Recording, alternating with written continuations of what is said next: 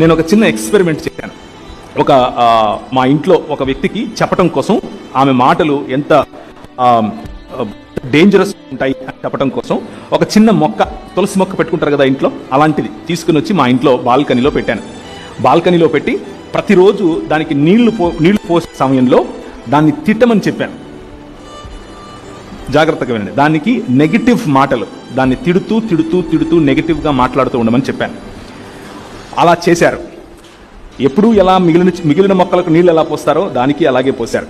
మిగిలిన మొక్కల దగ్గర కోడిగుడ్లు లేకపోతే ఇలాంటి ప్రోటీన్ రావడానికి ఏదైతే పెడతారో అవే దానికి పెట్టారు.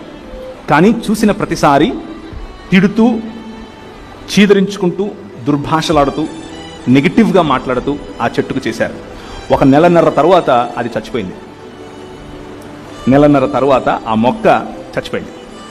సో ఎందుకు ఈ మాటలు చెప్తున్నాను అనంటే, మాట అన్నది అంత స్ట్రాంగ్, అంత బలమైంది. ఆ బలమైన మాట మన హృదయాలను నిర్మించగలదు, లేకపోతే మన హృదయాలను నిర్వీర్యం కూడా చేయగలదు.